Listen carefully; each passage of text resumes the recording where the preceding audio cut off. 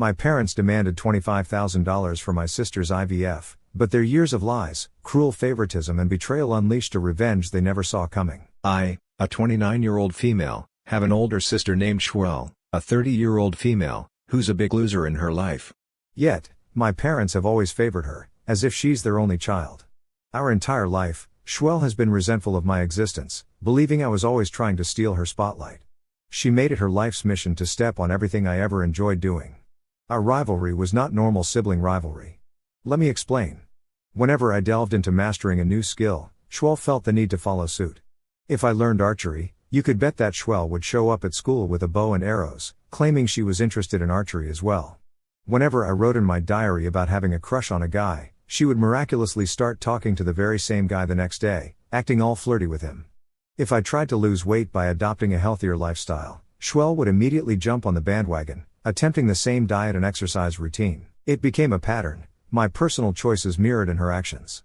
It wasn't just about hobbies and habits, it extended to friendships and social circles. If I befriended someone, Shwell would attempt to integrate herself into the same group, sometimes going to great lengths to overshadow my presence. The incessant copying began to take a toll on my individuality and sense of self. Despite my frustration, voicing my concerns to my parents proved futile. They would respond by saying things like, "Sisters imitate each other," and it was deemed inappropriate to try to control or gatekeep interests. It seemed like my parents liked the fact that we were always competing and kept each other on our toes. What they failed to understand was that I was struggling to have something just for myself. Although Shwell would consistently keep a close eye on my activities, always trying to one-up me, in reality, this wasn't what I wanted. I didn't want to compete with her, I just wanted to do my own thing in peace. But Shwell would show up, trying to compete with me and unnecessarily create drama. There was also more praise that followed Shwell, even if I was the one who had been more interested in the activity. I remember my parents would miss work to attend her recitals, yet they would forget about mine. It's like they thought the world would stop if they missed her important moments, but when it came to mine, it suddenly didn't matter so much. Hence, as you can understand, Shwell reveled in this spotlight.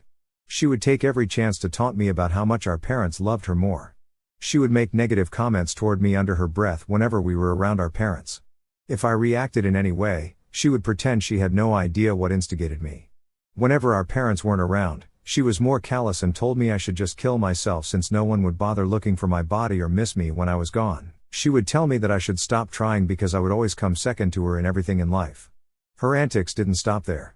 She physically bullied me in school 4 to 5 times by either purposefully tripping me in front of everyone or hitting me and justifying it as a dare by her friends.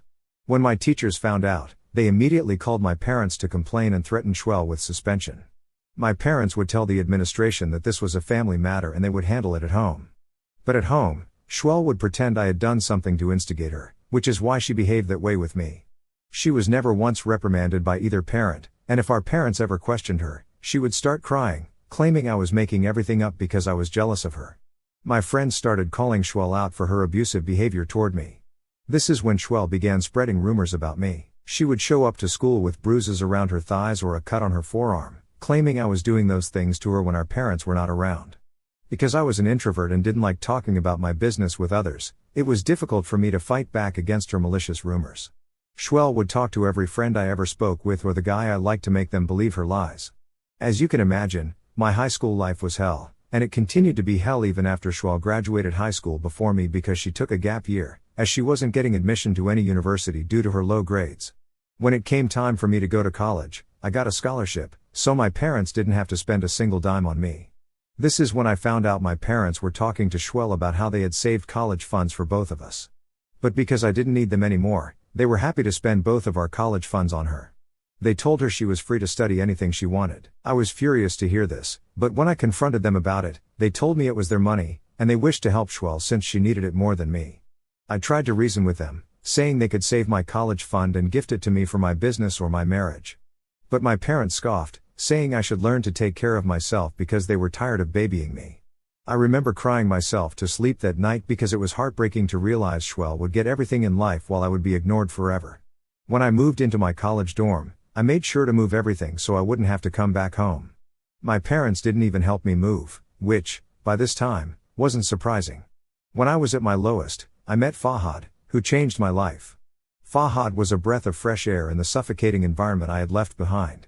We met during one of the orientation events, and his genuine kindness and warm smile immediately drew me in. As we got to know each other, Fahad became my anchor, providing the stability and support I had always desperately needed. He listened to my story without judgment and offered a comforting presence.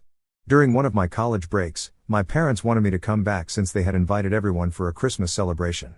I didn't want to face my parents alone, so I invited Fahad to go with me, thinking this would be a good chance to introduce him to my family. I informed my parents beforehand that my boyfriend and I would be staying separately and that he would be joining us for dinner. When I arrived for dinner with Fahad, my parents were a bit surprised to see him. For the sake of the story, it's important to mention that my parents are conservative, so they obviously judged my boyfriend's appearance. I knew this, so I had already informed Fahad about it. Fahad greeted them warmly and even brought a bouquet for my mom. This instantly warmed my mother toward him, as she was taken aback by his kindness. The whole night, everyone fawned over Fahad as he made everyone fall in love with him with intelligent quips. He complimented the food, engaged in polite conversation, and even offered a heartfelt toast to my parents, expressing his gratitude for welcoming him into their home. Some of my cousins came up to me to say how lucky I was to have found such a guy and to ask if he had any younger brothers, which made me laugh.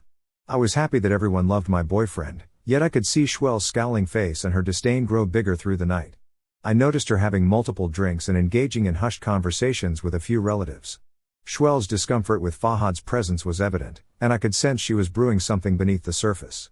During dinner, out of nowhere, Shwell loudly asked me in front of everyone if I was in a serious relationship with Fahad. Her loud remark made everyone turn their attention to us. I nodded my head and, without hesitation, took Fahad's hand and told her that we were, in fact, quite serious. Shwell smirked and insinuated that maybe I needed to settle down with someone who was more aligned with our family's traditions and not an outsider. Her blatant racism was shocking. Some of the guests were taken aback by her bold entitlement. Shwell slightly went on to say how I needed to think about our cultural differences and that, as a member of this family, I should find someone more aligned with our values. I was so pissed hearing this and was about to give her a piece of my mind when Fahad, unfazed by her comments, smiled and informed her that he was as much of an American as everyone else since he was born in this country. He firmly told her how his great-grandparents had come to America and how his family had taught him to respect everyone's cultures and beliefs. I felt insulted that Fahad had to explain his stance to my family, but seeing how calm he was in handling Shwell's negative comments made me even more sure he was the right partner for me. As you can imagine, after this awkward conversation, people didn't have a good impression of Shwell, and they didn't appreciate how she had called my boyfriend out in front of everyone else. The rest of the night, Shwell spent alone, drinking from her glass and fuming. After we left back for college, I sent a long message to Shwell, saying how ashamed I was of having her as a sister and that I hoped she would stay away from my life since I never wanted to acknowledge that I was related to her. She sent back a short message saying, "Same here." Since that day, I have had no contact with her at all. Fahad and I went on to graduate college, and both have successful careers. 3 years ago, we got married. I had invited my parents but not Shwell, no matter how much my mother tried to convince me otherwise. I had decided to have an extravagant wedding. My parents seemed surprised at how nice everything was. My mom looked amazed, and my dad, who usually doesn't talk much, was quiet during the celebration. My parents met Fahad's family and friends. They realized Fahad's family had a lot of money, and the wedding showed it. The difference in wealth between Fahad's family and mine was clear. After the wedding, my parents talked to me. They were surprised by how much money was spent in Fahad's family's wealth. My mom asked about our finances, and I explained that Fahad and I could afford a nice wedding because we had built a good life together. I reassured them that, even though Fahad's family was rich, our marriage was not just about money since I earned quite well too. In retrospect, I can see how this was a big mistake to mention to my parents about our finances. 2 years ago, my parents reached out to me, saying they needed my help. They explained that since my dad was retired and they didn't have any savings left, as they had used up everything for renovating their house, they wanted me to help them out financially. I was taken aback by their request since this was unusual for them. But I also have to admit, being the black sheep of the family, it felt good to be needed. They continued to tell me how they would be happy if they could receive $3,000 every month, which would help them pay for various bills around the house and also help pay for their medical expenses as they were getting older. At that time, I had a good job, and Fahad and I were doing well financially. We didn't have children, and I was earning a good salary. At that moment, I didn't think much and agreed to help my parents. Like a fool, I felt a sense of responsibility and wanted to support my parents, thinking they genuinely needed my help. So, I started sending them the money every month. When Fahad found out about it, he He was confused, saying that $3,000 was a big amount for my parents to need every month. But we wanted to be supportive. It became a routine, and I never asked them what they spent the money on. During this time, my relationship with my parents improved considerably. I don't know if they were pretending just to be nice to my face since they wanted me to send them money, but I thought we were really bonded. I started thinking about how I could forgive them for all their past actions, and we could finally move forward to a better future as a family. 2 weeks ago, out of nowhere, my parents called me multiple times in the middle of my workday. They knew how busy I would be at work, so seeing their multiple missed calls, I thought it was an emergency. I immediately called them back. My dad asked me to come over, saying they needed to talk to me, and I agreed. That evening, when I arrived at my parents' house, tired after work, they seemed quite anxious. I asked them if something was wrong, and they started the conversation by saying how thankful they were for the financial support I had been providing. I nodded, looking at them confused. Then my mom began to share some news. She explained that Schwell, who had gotten married 2 years ago, had been facing infertility issues for a long time. The couple had been struggling a lot, but after a while, she had finally gotten pregnant. Unfortunately, it ended in a miscarriage, leaving Schwell traumatized. I sat there stunned since this was all news to me. I had no idea she was even married, let alone that she was trying for children. My parents went on to say that Schwell was now considering in vitro fertilization, IVF, to increase her chances of having a child. However, the procedure was expensive, and they needed $25,000 for it. They looked at me with hopeful eyes and told me that, as her sister, it should be my duty to help her out. They continued to say how this was the least I could do for Schwell since she was family, and family needs to help each other out. I listened attentively, but when they made the request, I was floored. I couldn't fathom how I was responsible for covering such a significant expense, especially given the complicated history between Schwell and me. I reminded them that Schwell and I were never siblings to begin with, as she had bullied me all my life, and there was absolutely no way I could give her such a significant amount as a gift. This response didn't sit well with my parents. They started insisting that, as Schwell's sister, it was my duty to help her become a mother. They argued that since I didn't have children of my own, the least I could do was contribute to bringing a grandbaby into the family. As a compromise, I calmly explained that I sympathized with the situation, but I was not going to give her any money as a gift. I added that if she wanted the money, I would be willing to give her $25,000 as a loan, only after she agreed to sign a legally binding contract explicitly stating that she would have to pay me back, or I could take her to court over it. My parents started yelling when they heard this. They told me it was offensive for me to even suggest such an idea since I had so much money just lying around. My mom told me that I should not be selfish and that my sister needed this money more than me. I was livid at their entitlement and audacity. I reminded them that I was the one who had worked hard my entire life to earn this much, and I had my own life to lead and financial responsibilities to manage. I couldn't simply allocate such a substantial amount of money for someone who had made my life miserable and whom I hadn't been in contact with for years. I told them that if they didn't agree to my demands, they should not expect me to give them any money. Hearing this, my parents started screaming that this was why they disliked me so much, because I was always so arrogant and thought I was superior to everyone else. I was taken aback by their harsh words when, until a moment ago, they were begging me for money. Despite their attempts to guilt-trip me, I stood my ground. I couldn't help but feel suspicious about all the money I had been sending them. I excused myself to use the restroom. I knew I had a very short period of time, so I quietly tiptoed to my parents' room and discovered my dad's phone left on the bedside table, connected to the charger. I know it was wrong, but I couldn't shake off the pit in my stomach, so I checked his messages. This is how I found the transaction messages of $1,800 being sent every month to my sister for the last 2 years. I couldn't believe my eyes, as my suspicion was finally confirmed. The betrayal struck me like a cold wind. It wasn't just financial deceit, it was the fact that they had been dishonest with me, manipulating my emotions for the last 2 years. My heart pounded as I realized the extent of their deception. I went back downstairs to my parents. I didn't even bother hiding how betrayed I was feeling. I straight up asked my parents where they had been spending the $3,000 I had been sending them every month. My parents looked surprised when I suddenly asked this question. They stammered, attempting to come up with an explanation. I confronted them about the transactions to my sister, pointing out the regular transfers of $1,800 every month. Their faces turned pale, and for a moment, they were lost for words. In that tense silence, the truth unraveled. My parents admitted to diverting a significant portion of the money I'd been sending for the past 2 years to Schwell. They justified it by claiming Schwell needed the money, and as parents, they couldn't watch her suffer. I looked at them, furious, hearing their pathetic excuse, and asked, "Then what about me? You didn't feel bad about taking the money from me for the last 2 years while lying to me? They started to say how Schwell and her husband both had low-paying jobs, but seeing as how I had such an extravagant wedding and a good-paying job to depend on, they thought taking this money from me wouldn't harm me. They continued to say that this was originally Schwell's idea, and they had gone along with it since they thought they were only trying to do what was best for their children. Fueled by a mix of anger and disappointment, I decided I had endured enough. I declared that I would no longer be sending them any money and that I was cutting off all financial ties. My parents, desperate and angry, immediately started to tell me that I couldn't do that and that I should not abandon my family when they needed my help. I scoffed at them and walked out. Walking away from their home that day, I felt a mix of emotions: anger, sadness, and a profound sense of liberation. As I am writing this, I continue to receive calls from my parents, begging me not to do this to them and promising not to send Schwell any more money. Am I the asshole if I permanently cut off my parents after how they have betrayed me? I won't lie. Familial pressure and guilt were getting to me a little because I realized how fortunate I have been to have met such a wonderful husband like Fahad. I feel very emotional knowing that my childhood stories are finally being believed. It's been hard for me to talk about, as many believe I'm being disingenuous or overdramatic.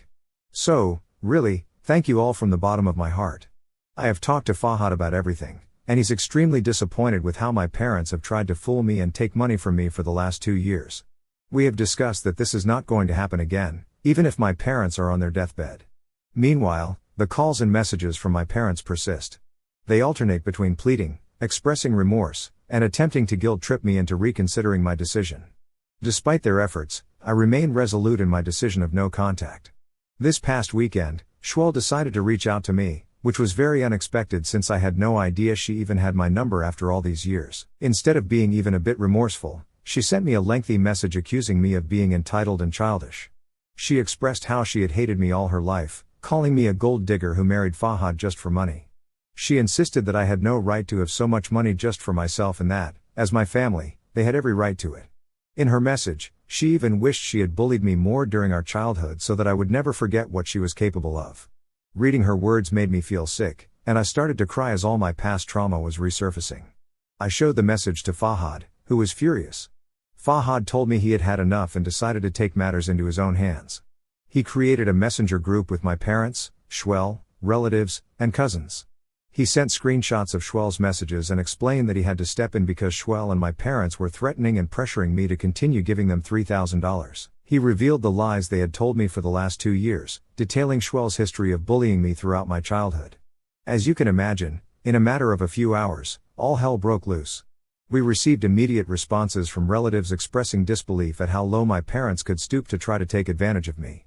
Everyone was shocked at how shameless Schwell was for her actions. I also received calls from several of them, where I shared how my parents had admitted to sending Schwell $1,800 every month from the money I was providing them. Everyone was quite appalled, and as a result, my parents started receiving severe backlash. They reached out to me and asked me to delete the group and unsend the messages, but Fahad told them firmly that he had created this group and that he was done with all their lies. He warned them that the next time they ever came crawling to beg us for money, he would use all his money and power to hire the best lawyers and sue them into oblivion. They got quite nervous hearing this and haven't dared to reach out to me since. Since then, I have heard from my relatives that my parents are extremely embarrassed and even admonished Schwell for the first time for everything she has done to me. They are apparently extremely remorseful after her messages were exposed in the screenshots and realizing that she was, in fact, a bully, just like I had always complained to them about. In my opinion, regardless of how they feel, it's too late for reconciliation. I plan to continue with the no-contact approach and live my life peacefully with my husband. I have to say that Fahad and I are thinking about talking to a therapist who can help me deal with the tough feelings of cutting off my parents and the betrayal by my family. The help and kindness from cousins and relatives are making me feel more sure about my choice. Neither my parents nor Schwell have contacted me, and I know that after Fahad's warning, it's going to stay that way. As I go on, I really want to take care of myself and think about the good things in my life, like being with Fahad. The road ahead might be hard, but with the right people around me, I believe things will get better.